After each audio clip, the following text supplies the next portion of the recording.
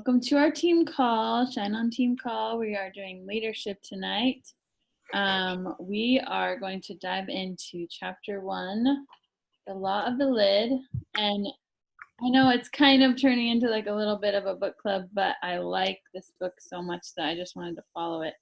And I didn't ask you guys to buy the book. So what I did was we're just gonna kind of have the training together where we listen to just the chapter. It's a really short chapter, especially when you listen to it. And I'm gonna put the words up on the screen too, so you can follow along if you like to do that. Okay. So I have that right here. Here's John Maxwell kind of introducing it though, so I wanted you to. What is the name of the book? Number 1 is the law of the lid. It's the 21 Laws of Leadership. By John Maxwell? Yeah, so if you want to buy it, go for it. But if you're like, I have enough books right now, like we can just have it as a training right now. I'm gonna share my screen.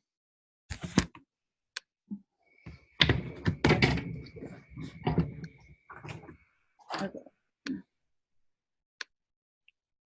Law number 1 is the law of the lid. Leadership ability determines a person's level of effectiveness. This is probably law number 1 because I want people to understand that if they cannot learn how to lead effectively, there will be a limit on their success. I've often said that leadership truly is the lid, and a person who wants to grow and an organization who wants to develop, if it only has between a 1 and a 10, a 4 or a 5 average type of leadership at the head, that organization is only going to be a 3 or a 4. It cannot grow beyond the lid of leadership in that organization. The moment that you and I understand that as a person, as a leader, we begin to realize that the number that we are, our leadership lid is going to determine basically what our organization looks like. So I put the law of the lid first, maybe not because it's most important, but it kind of just sets the agenda for understanding leadership. You better learn how to lead if you really want to be effective in life. That is the law. Okay, so it's just like a little intro. And then this is just. This is Audible.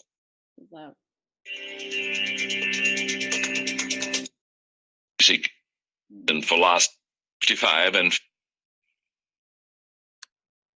lid. Sorry, Moved from New Hampshire to California. Law number 1, the law of the lid. Leadership ability determines a person's level of effectiveness. Leadership ability is the lid that determines a person's level of effectiveness. The lower an individual's ability to lead, the lower the lid on his potential. The higher the individual's ability to lead, the higher the lid on his potential. He sometimes goes. Let me tell you a story that illustrates the law of the lid. From it a little bit. In the 1930s, 2 young brothers named Dick and Maurice moved from New Hampshire to California in search of the American dream. After a while, their entrepreneurial spirit and interest in the entertainment industry prompted them to open a small drive-in restaurant in Pasadena, located just east of Glendale. Dick and Maurice's tiny drive-in restaurant was a great success, and in 1940 they decided to move the operation to San Bernardino, a working-class boomtown 50 miles east of Los Angeles. They built a larger facility and expanded their menu from hot dogs, fries, and shakes to include barbecue beef and pork sandwiches, hamburgers, and other items. Their business exploded. Annual sales reached $200,000, and the brothers found themselves splitting $50,000 in profits every year, a sum that put them in the town's financial elite. By the mid-1950s, annual revenue hit $350,000. By then, Dick and Maurice split net profits of about $100,000 each year. Who were these brothers? Back in those days, you could have found out by driving to their small restaurant on the corner of 14th and E Streets in San Bernardino. On the front of the small octagonal building hung a neon sign that said simply, McDonald's Hamburgers. Dick and Maurice McDonald had hit the great American jackpot, and the rest, as they say, is history, right? Wrong. The McDonalds never went any farther because their weak leadership put a lid on their ability to succeed. They lacked the leadership necessary to make a larger enterprise effective. Dick and Maurice were good single restaurant owners. They understood how to run a business, make their systems efficient, cut costs, and increase profits. They were efficient managers, but they were not leaders. Their thinking patterns clamped a lid down on what they could do and become. At the height of their success, Dick and Maurice found themselves smack dab against the law of the lid. In 1954, the brothers hooked up with a man named Ray Kroc, who was a leader. Kroc had been running a small company he founded which sold machines for making milkshakes. He knew about McDonald's. The restaurant was one of his best customers. And as soon as he visited the store, he had a vision for its potential. In his mind, he could see the restaurant going nationwide in hundreds of markets. He soon struck a deal with Dick and Maurice, and in 1955, he formed McDonald's Systems, Inc., later called the McDonald's Corporation. Between 1955 and 59, Kroc succeeded in opening 100 restaurants. 4 years after that, there were 500 McDonald's. Today, the company has opened more than 31,000 restaurants in 119 countries. Leadership ability, or more specifically, the lack of leadership ability, was the lid on the McDonald's brothers' effectiveness. I believe that success is within the reach of just about everyone. But I also believe that personal success without leadership ability brings only limited effectiveness. Without leadership ability, a person's impact is only a fraction of what it could be with good leadership. The higher you want to climb, the more you need leadership. The greater the impact you want to make, the greater your influence needs to be.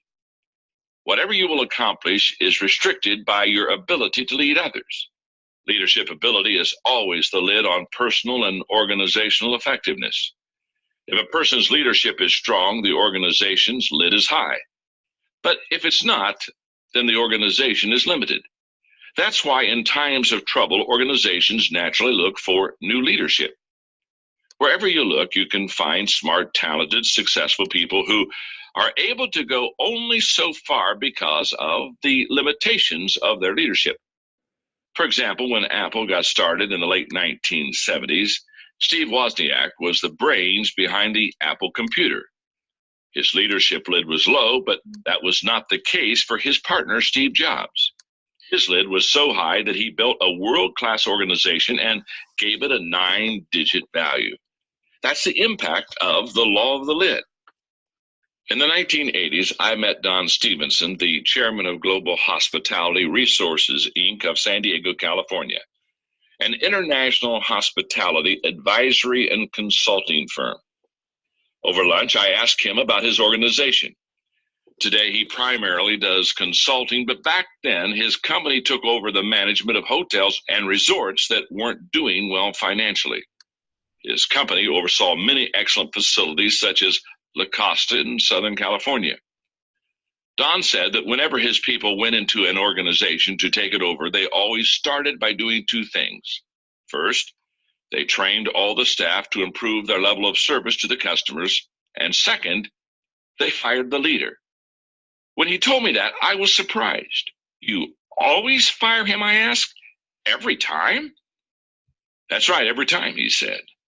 Don't you talk to the person first to check him out to see if he's a good leader? I said. No, he answered, if he'd been a good leader, the organization wouldn't be in the mess that it's in. And I thought to myself, of course, it's the law of the lid. To reach the highest level of effectiveness, you have to raise the lid one way or the other.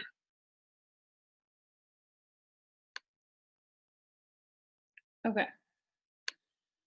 So that is the law of the lid. And I liked the ending. He kind of added that. That's not in the book. So I didn't know that was going to be it. That was cool. What did you guys think about the McDonald's situation? Were you surprised at that story? Have you heard that story before? There's actually a movie about it, so I've seen the movie about it. Ooh, I haven't seen the movie. What movie is it? It's called, oh, I don't know. I have to look it up. I don't know what it's called. But It's on Netflix. It's on Netflix? yeah, I'm pretty that's, sure. Yeah. Hmm. I haven't seen it, but it's on my list. Is it like a newer movie? Like in the last 5 or 10 years. That's cool. I haven't heard of it. So it's like about them starting it and everything. it's really about Ray Kroc. Oh. And so it's about how he found them and then took over. Fun. So it's kind of, I mean, it shows his leadership skills, but it's kind of sad too, because the guys that owned it just didn't have the vision, or they didn't really want to. They were comfortable where they were, and they just did not have a vision. And Kroc had this vision for what it could be, Yeah. and You won't be this time. he knew it. He knew what it could be and took it. And he was kind of ruthless about it. At least that's what the movie made it seem like. Yeah. He just like went with it. He just ran with it. Whew. Okay, so let's go over here to go back to this one. And my family is in another detail. Okay. So I like this thing right here. We have leadership and then success dedication. So in our business, did I stop sharing? Is my screen still sharing? No. Okay. I'm like thinking it was already shared. Okay. So see this. Okay. You guys see this chart? Mm-hmm. So this business has a way of kind of just like pushing us into leadership, right? It's like, here you go, here's this business. Good luck. Hope you can be a leader. And it's like, I don't know what I'm doing, right? And so we can like have all this success and then not have leadership, and like we will not be as effective. But if we can learn and grow our leadership, like not even if our success stays the same, but you grow the leadership, you can see how like it multiplies it. It says it increases your original effectiveness by 600%. So that's why leadership is so important. And then let me just go right over here. Okay, so we are going to list some of our major goals, trying to focus on significant objectives that will require a year or longer of your time. List at least 5, but no more than 10. Now identify which ones, don't mind the screaming, which ones will require the participation or cooperation of other people. For these activities, your leadership ability will greatly impact your effectiveness. So this is something we've talked about before, right? But let's just remember them. Like we are doing our 10 dreams and stuff, but let's just pick, let's pick 5. Our top 5. What's our top 5? You can take a sec to write them down and then we'll share them.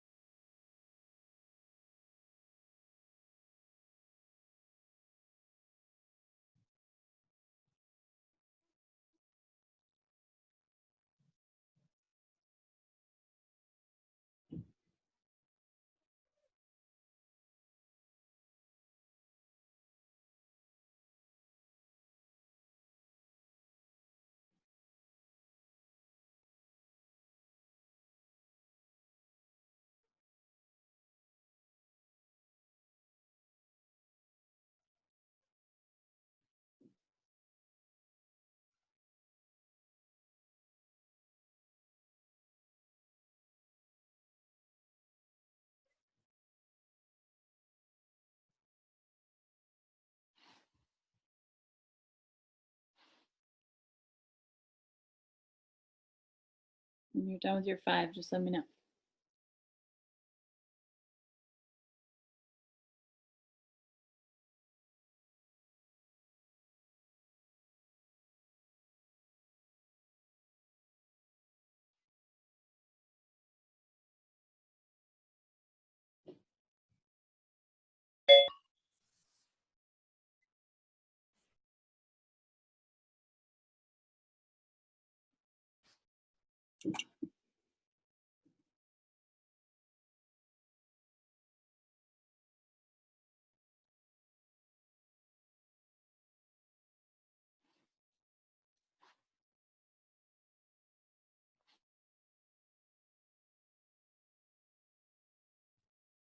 You guys done?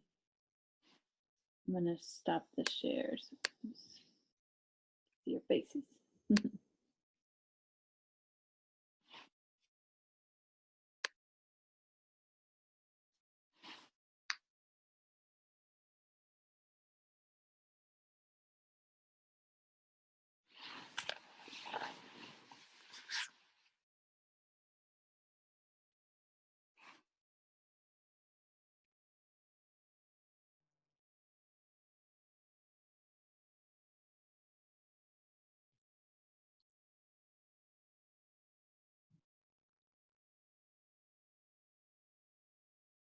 Okay, I'm gonna share my top 5. If you're still thinking about it, go ahead and finish.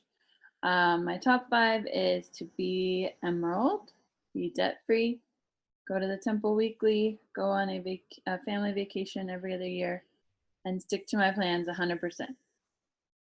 So what we're gonna do is pick one of those, and I want you guys to dissect what you need, like what help you need from other people to make that goal happen.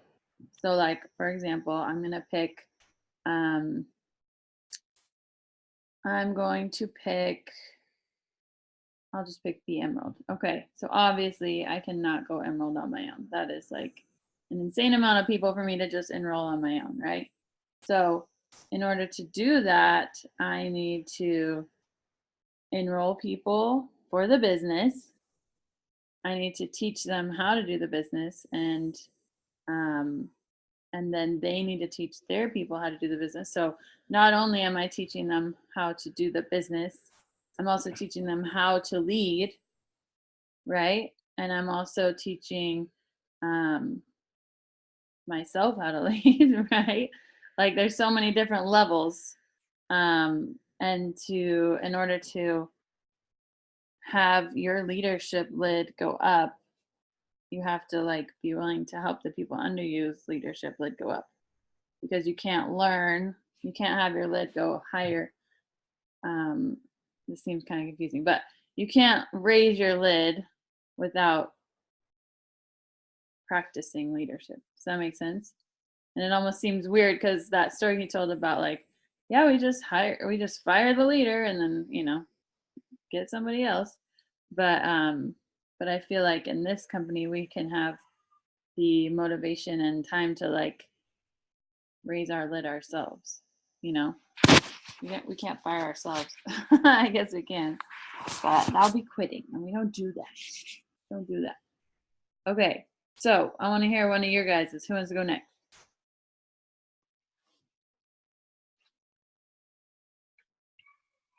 Just unmute yourself. Mine's the same as yours, Leah. Awesome. I just made notes on yours. I mean, not all of them, but I started writing goals that were more short term. Yeah. So I wasn't paying attention to the whole. And then I reread it and it said long term, and I was like, oh, wait. So anyway, where I had originally put rank up, I changed that like up to emerald, and then you said that. So I was like, oh, I'm just going to make notes on what she says. Perfect. So there we go. Good. But it's a lot, right? Like you have a lot to do in order to make that happen. Who else wants to go? I can go. Okay. So one of my goals is to own my own home. And so that actually requires other goals to be reached in order to get that. And so I have to raise my leadership lid to be able to make more money by ranking up, to be able to buy my own house. So. Yeah. Yes. And being able to, oh gosh, what is that word? I cannot think of words today. Being able to give other people jobs that you would want to do sometimes, right? What is that word? We use it in church all the time. Starts with a D. Delegate. Thank you. I have a hard time remembering that word because I have a hard time doing it. Delegation, that's such a huge, huge, huge thing of leadership. So, where is it? Okay. Keep losing my place here. Hold on. Okay. April, are you on the phone? She's on the phone. Okay. I'm off. Oh, you're off the phone. I had it up. Yeah. So I misread it too, but I mean, mine's like mine are all related to me figuring out Plexus, which of course requires me to become a leader and to raise my lid, raise the lid, and then bring them along with me. Yes. And what are some things about, I want you guys to think about a leader that you look up to and think about what they do that you feel like you need to develop. Well, I just read something just kind of to counter that just a little bit, to make it a little bit more encouraging, is that if we see qualities within a leader, the reason, or if we're drawn to a certain leader, it is because we see the potential for those qualities within ourselves. And so like for me, I really, really look up to Brooke Hemingway, and I think it's because I see that it's possible for me to develop certain things that she does. Mm-hmm. Yes. Anyone else want to share something that you see in a leader that you feel like you need to grow in yourself? So one of the things that I really admire about leaders is it seems like their default is to want to learn more and to like soak in all of the training that they can. And so I remember Brooke talking about, before Christmas, folding laundry and listening to Bob Heilig, and that's not my default. My default is to turn on the podcast that I really am interested in, but that doesn't really have anything to do with the business, or to watch the British baking show or something like that. That my default isn't to like think, okay, I have some time, I want to hone this craft or get more information about this thing that I need to. And so like developing that and making that more of a priority in my life. Like fitting it in during your day at different times. Yeah. Right, and not always defaulting to just entertainment. Mm-hmm. I think that's what I do. If I have some time where I can listen to something or watch something, I default to entertainment because that's what I've always done. And so retraining my brain to be able to say, no, it's not entertainment right now. This is time that could be used to improving yourself or improving your leadership capabilities or your business or whatever it is. Exactly. That's so true. And I know, like for me, I used to just be on Facebook scrolling all the time in between, just like all the time. And I didn't realize how much I was doing it until I really looked at my schedule and be like, okay, like what am I actually using my time for? And how about you, Shannon? You have a leader that you look up to that they have a yeah, I was just gonna say pretty much the same thing as April. I look up to Brooke Hemingway, but I don't necessarily think that it is because I see myself being able to have her qualities specifically, but I do relate to her better than Emily, just because me and Emily are so different. Mm-hmm. I don't feel like I could be like Brooke, but I can relate to her level of energy and stuff, I think, a little bit better, because I just don't have that super excitable high energy as Emily. But even more so is above Brooke, not Amy, but is it Stephanie? No. Abrams? Elizabeth. Oh, yeah, Elizabeth's phone. Elizabeth is like so calm and just mellow and quiet and kind of almost gives off like a shy, like I haven't followed her, so I don't know as much about her as far as admiring her, but I relate personality wise more to her. Yeah, I can see similarities. She's her story is interesting. Like, I don't know all of it, but I know she, in order to get Stephanie Abrams, she just like went over and served her. Like, she went and like cleaned her kitchen for her, and like that's how she crazy served people, and that's how she got, you know, more friends, and it was just interesting. And she also got, you know, she has lots of huge teams under her, but one of the other ones was, she's like, okay, I really want this person on my team, but I know she won't listen to me, so I know her daughter, and so I'm gonna get her daughter, you know. And then she had her mom, and now they're both diamonds, like her daughter. And so it's like, oh, she's just very intentional and very focused, but she's very shy. So it's interesting. Like anybody, we have all these diamonds above us that are all very different. What was her name? Oh, it just left my mind. Okay, now Stephanie Abrams. Elizabeth Spohn. Yeah, Elizabeth Spohn, Spohn, and her husband's Carl. Elizabeth and Carl. So I asked Brooke Hemingway, and let me get it. I need to get it up on Facebook. But I asked her some of these questions. Let me show you the questions I asked her. Actually, they're in here. Let me just get there real quick. I'll share my screen again.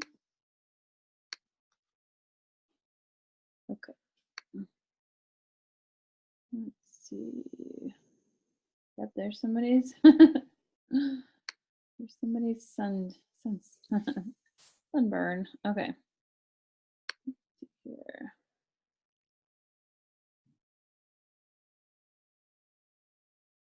Okay, so I asked her, when did you first see yourself as a leader? What are some of the greatest challenges you faced as a leader? What has contributed to your growth as a leader?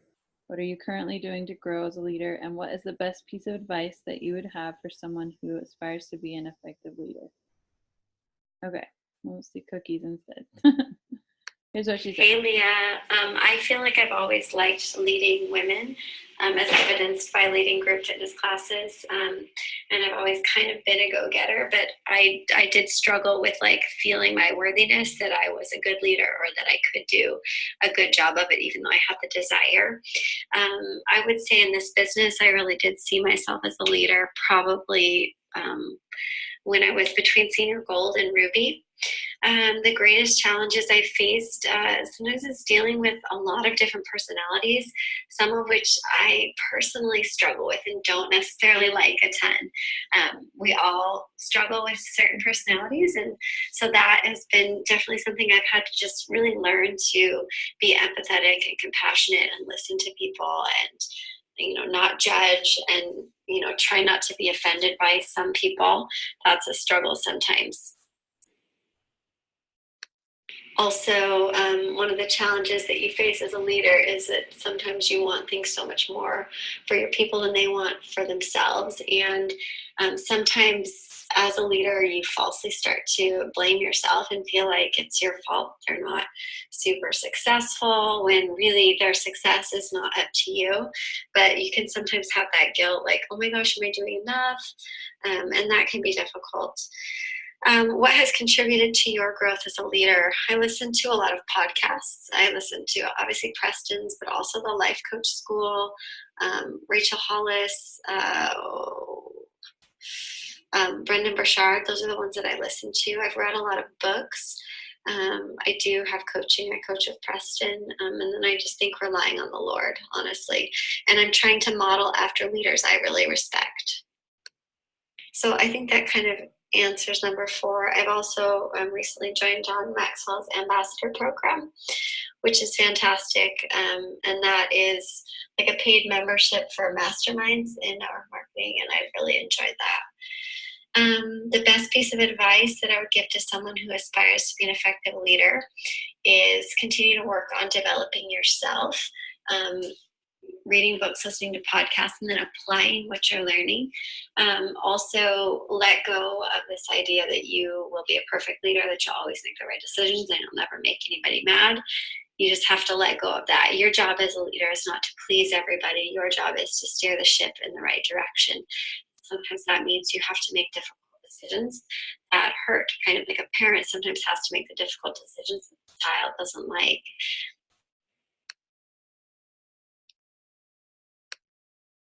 That's some good advice, right? I like how real she is about stuff, because, you know, we can kind of look and be like, oh my gosh, she's a double diamond, her husband's almost a diamond, you know, like, this is crazy, I can never do that. But it really starts at your belief in yourself. That's what I feel like. And I've seen that too, where I'm like, I can't lead these people. They're all way smarter than me. Like, I felt that, you know.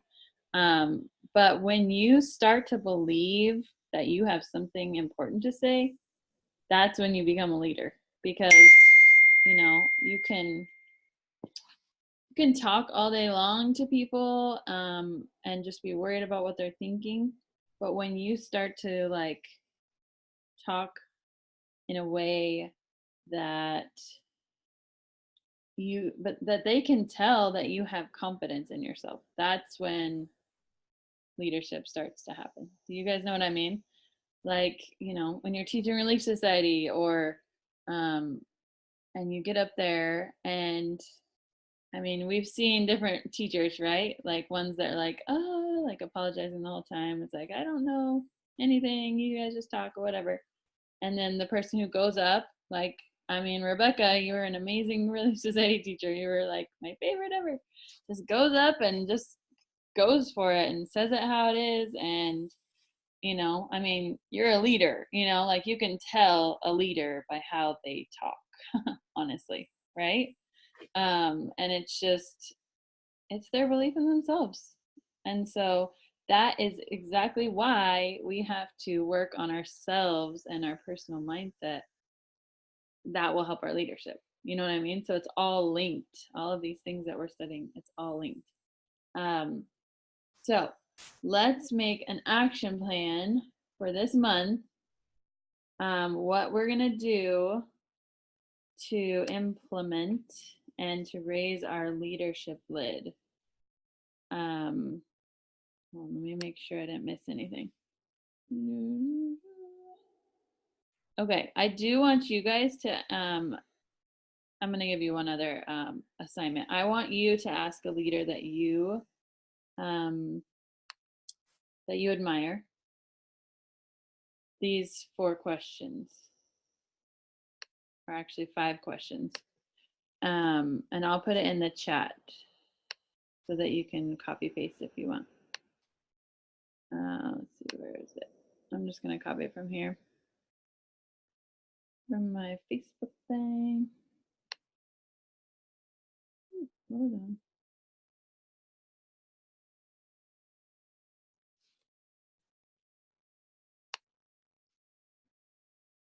Okay, so here they are.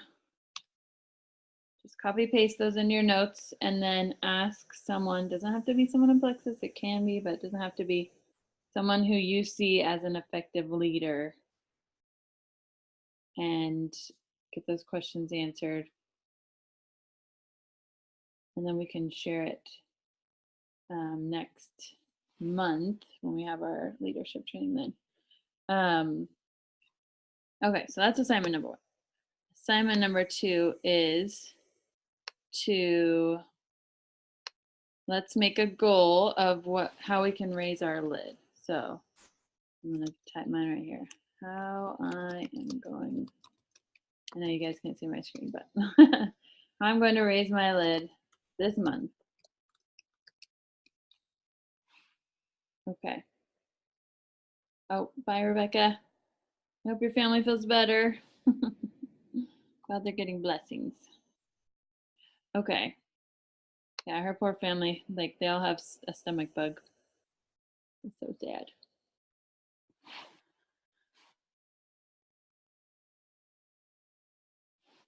Okay, so for example, I know this kind of seems like a hard question, but for me, I'm going to raise my lid by working on my belief in myself and in my goals. And the way that I'm doing that is by talking about it with my coach, who is April. April's my thought coach. And she's amazing. And she's helping me think about my belief in myself. And that is huge as a leader. So belief in myself and figuring out how to make my goals happen.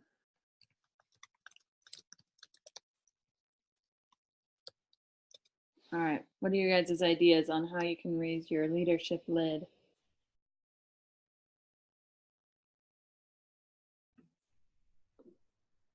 I don't know.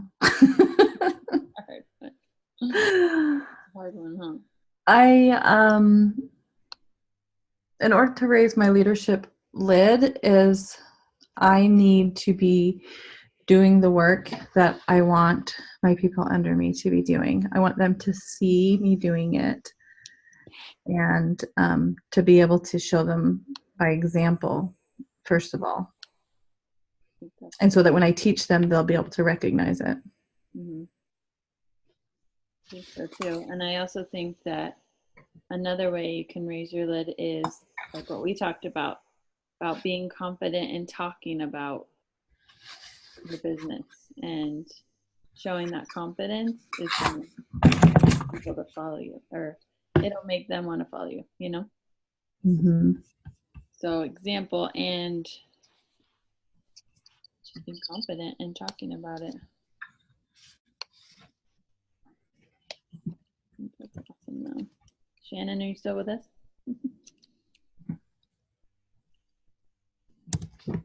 Yes, kind of.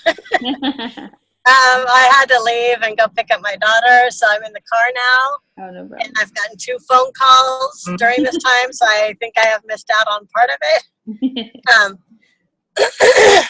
Apparently we have storms coming in, and so they called dance class off early. And anyway, so I don't know what's going on, but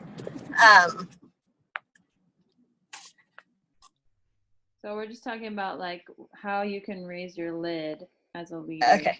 Yes. Okay. So I was just thinking about that, listening to you guys give your answers. And I feel like for me, there's 2 things. First, I need to get off the bike, like we have talked about. Mm-hmm. I need to get off the bike and actually take some time to like organize myself so that I can get things to run smoother. Mm-hmm. With my own time management and, daily schedule and stuff, and also my business. And part of that to me is coming up with a system that I feel comfortable and confident with, because I feel like I have these ideas in my head that I'll just think about at, random times. Yeah. And think like, oh, if I just had a streamlined, this is what you do next, or a streamlined, and I know we have so many scripts out there and so many different methods that we've been taught over the last 2 years that I've been part of the team. Yeah. That I feel almost like I don't know which one I like best, or I feel like I just need to take some time and like just spend a day just like reading things and making notes and writing, copying links, so that I come up with a very streamlined, way to talk to anyone that I enroll, and just give them the next step and give them, because I think I'm not using the ones that are already out there because maybe it doesn't sound like me. It sounds like Emily or. Yeah. So while I like the general outline and the general idea, I feel like I need to come up with my version of it. Mm-hmm. And since I haven't done that, I'm just not doing anything. Right. Because I feel like I don't know what I want to say yet, so I'm not saying anything to anybody. Right. And what's really cool is once you do that, that will raise your lid, because you will find the value in it because you came up with it, and then you have ownership over it, and that makes a huge difference, like a huge difference. Because I know for me, like, I mean, Emily does amazing things, and she does these team calls, she does accountability calls, and blah blah, all these things, right? And I wasn't really buying into them for whatever reason. They're awesome, but I wasn't buying into them. But when I started to take ownership of my own team and like took some initiative and did my own thing, like I feel way more confident. And it's not because it's better than what she's doing. It's because I have ownership over it. And that is huge in leadership, because if you aren't buying into it, then you don't want to do it, Yep. And that's huge. I think that'll definitely raise your lid a lot. So getting off So the bike. have to get off my bike and do it. Yes. Ownership, like get a chunk of time on a Saturday or something and get those systems in place. I feel the same way though. It's like, I mean, I feel really good about our system with team calls right now, but there's a lot of other little systems that I would love to sit down and do that with too, There are so many good ideas. Yeah. But yeah, I like that. Did you watch the team call from Monday, Shannon? Yes, I did. Okay. Yeah. Did you hear what she said she said like, if you don't like what your leader is teaching you of like the system, like you just make your own. Like she said, almost like what you said. I love that so much. So it's so true. Yeah, and there are so many good ones out there, and I feel like, I just need to stop moving forward, stop riding my bike forward, like in that one video you sent me, and take a break and figure it out. And yeah, get in the car. Yeah, get off your bike and get in the car. That's what I need to do. Yes, and it's funny because we've heard so many times, don't reinvent the wheel, which does make sense, right? And we don't need to reinvent the wheel, but we can like make it our own wheel, right? Like it can be our own wheel. It can look a little different than someone else's. Yeah. Like redo the whole thing, but is which model we're gonna go with. Exactly. Like we can have our own, and it's okay. Yeah. Okay. I am gonna let you guys go just a little bit early tonight. Emily did get back to me, April, so it is the normal accountability call, so I'll make sure to get you the link. She did ask me to do like a little spotlight thing on there tonight, so I'll be on there too. So we'll just be all on there together. That's at 10:30 our time. So that's what time that is at. Yeah. 10:30 our time? Yeah, it's at 9:30. Toledo. Right, Shannon? Is it at 9:30? Yes, 10:30 Central. Yeah. Okay. Yeah, so it's kind of I won't be able to go. Okay. I won't be able to go. I would love to see the recording though. I don't know if she records it. Okay, that's okay. I'm gonna have to. We'll tell you. I cannot. That's too I late. made a commitment to myself. I can't stay up that late. Yeah. So it'll be My okay. bedtime's 11, so I should still be okay. It just is a half an hour, isn't it, Shannon? Yes, it's just half an hour. Okay. Awesome. Yeah. Oh, that's good. Okay.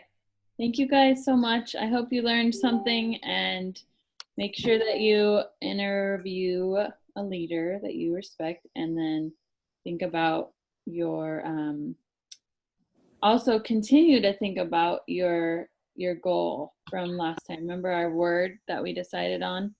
Mine was confidence. And I'm still doing that every day, where on my today or on my to-do list thing, I write, I will be confident by. So that's something that I do. And I don't do it. I don't follow what I say every day, but I've been doing it most days. So that's good.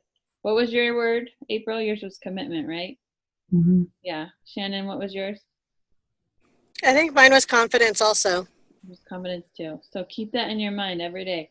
Like if you're starting your 10 dreams, write confidence in there too, like somewhere on the page, just so you can think about it. It'll be good. So we're raising our lids. We're becoming leaders. I love you guys. Thanks for coming on here with me tonight. Bye, Leah. Thank you. Good night. Bye.